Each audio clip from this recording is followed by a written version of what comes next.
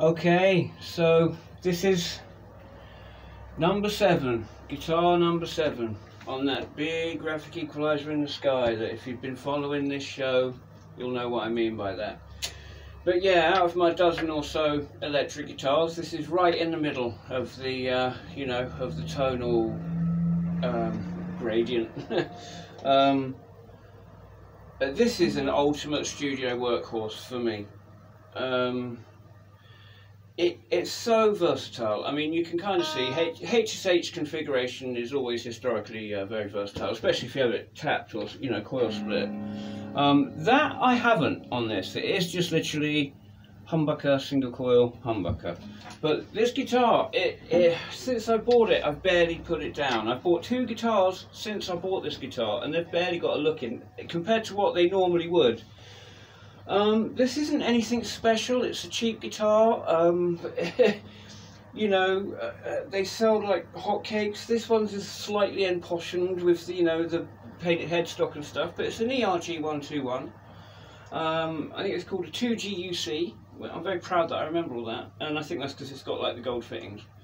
But yeah, the other day I put new strings on. You know, oiled the board, polished her up. You know, gave her the proper setup.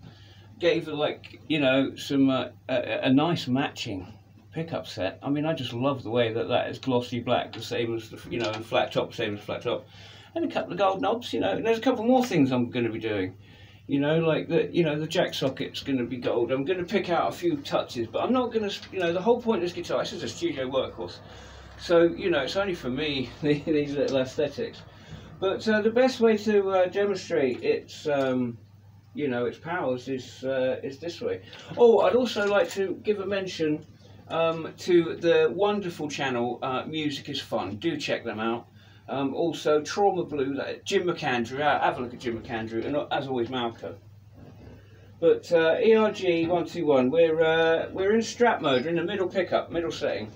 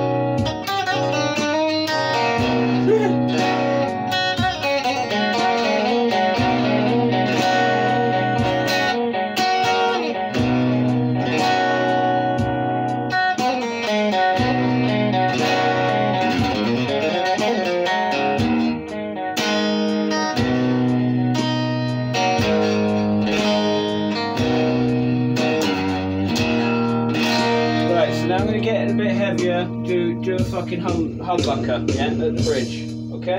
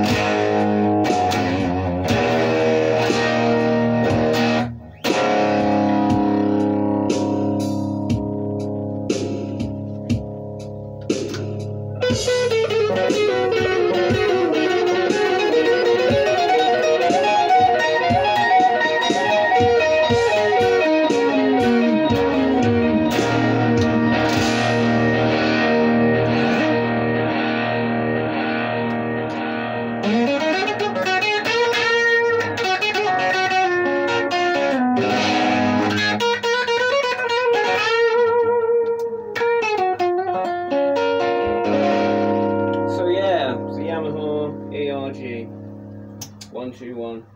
It's a great tool for a songwriter, because, mainly, because one of the great things that it does, as I say, is it runs you through that gamut of classic guitar, electric guitar sounds. So, like I was just there, I was kind of noodling about in the with a tube screamer with the gain set very, very low. But my tube screamer, the one that's got the bass boost, so it's giving you a low kick at the same time. This is without it, right? And it's just that middle single coil. Very sweet sound. Very sweet. You're actually behind the amp there, which is why I moved you to there. Like, my Vox amp is in front, and it's like woof woof. I'll show you in a second. But yeah, with the bass boost tube screamer, see, just touching the breakup, it's just golden brown, it's sugar. Bit of compression there, but doing all the things that a tube screamer does, except rob the the high mids and the low mids, just basically top and tail your sound.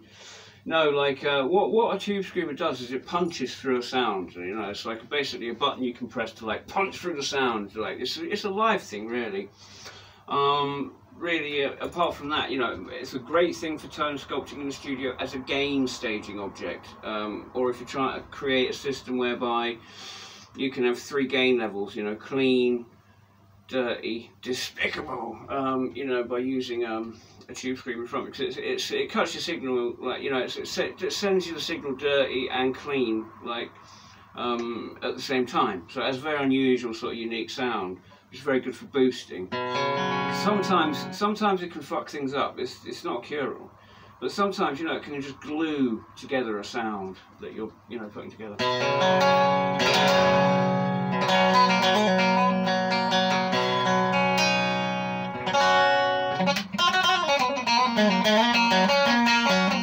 But the tube screamers, I've got it now. I mean, I'm just itching to put it into like neck and coil. So this is neck, humbucker and coil.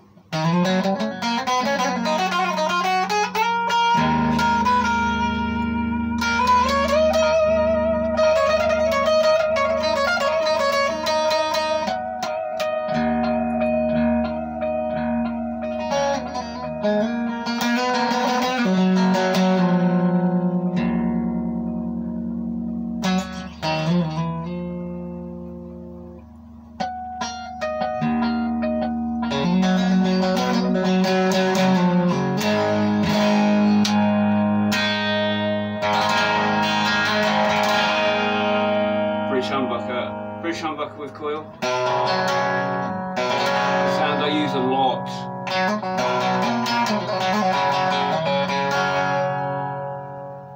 Tame the volume a bit.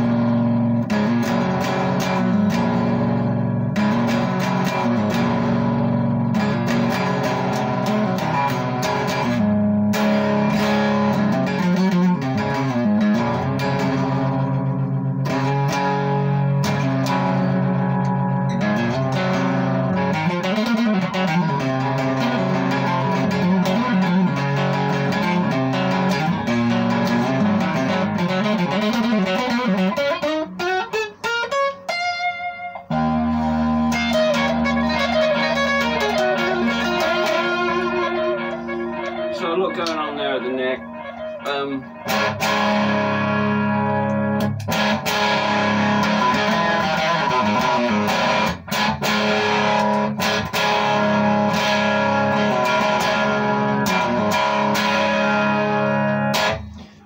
Cool, that's one of my favourite drive pedals, which is a new addition. That's a story for another time. But yeah, so that's basically, you know, the Yamaha ERG. I just this has been a really sound guitar. I got it for like 100 quid because it was in immaculate condition, and I probably overpaid, but like I didn't overpay. It's just too much of a fair price. Do you understand what I mean? It's at the top of what it's kind of worth. I mean, I guess you could sell it for 120. I don't. But I paid 100 quid for it.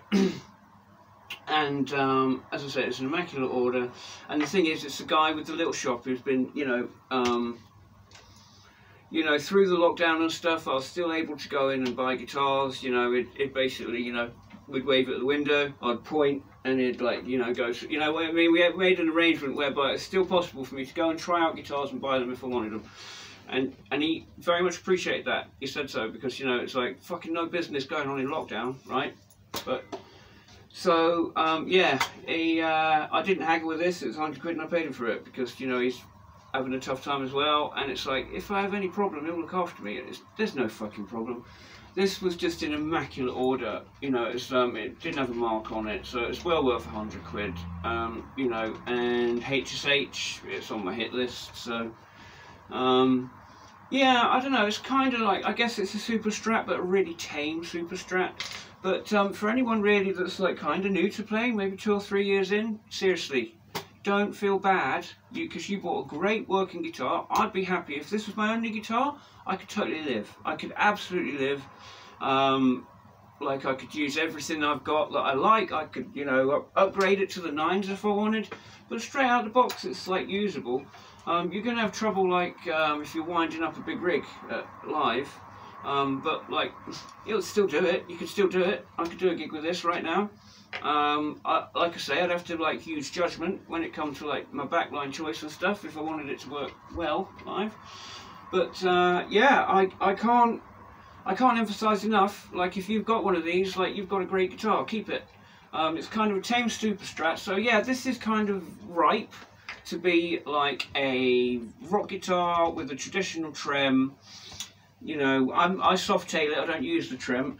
Having seen Mad Malco's video, great channel, of a RGX, which is the same platform essentially, and noticing how busy he got on the tremolo, and it stayed in tune, you know, with no lock nut or anything, no locking nut or anything.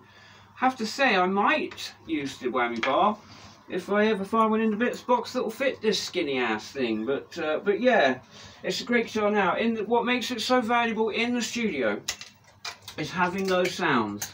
It's having, you know, it's having that, you know, disgusting power chord right there. you know, as well as, you know, you've got, and that's, you know, you saw what I did there. I didn't do a lot to get it from like, do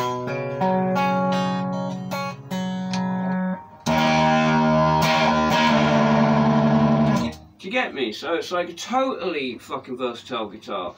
You know, it sounds ridiculous when you say, oh, you can go from like Fender Strat to Les Paul, but you all sort of can get in the ballpark, you know, of that tonal variance, which makes it a brilliant guitar for songwriting because, you know, I tend to noodle, and in the noodling, I fall upon different tones. The Yamaha, you know, takes me to these like strange otherworldly tones, and then from there, you know, I choose something else. Like, you know, I might use the Strat for getting clean, I might use the V for getting heavy, who knows.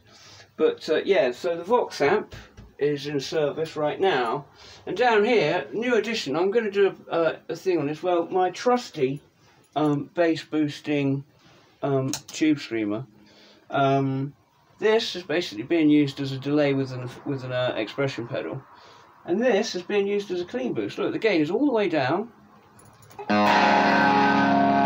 Right, so the gain is all the way down, the tone is all the way up, you know, the level is unity, right? The tube screamer, the gain is all the way down, the tone is all the way up, the level is unity, okay? Right, so,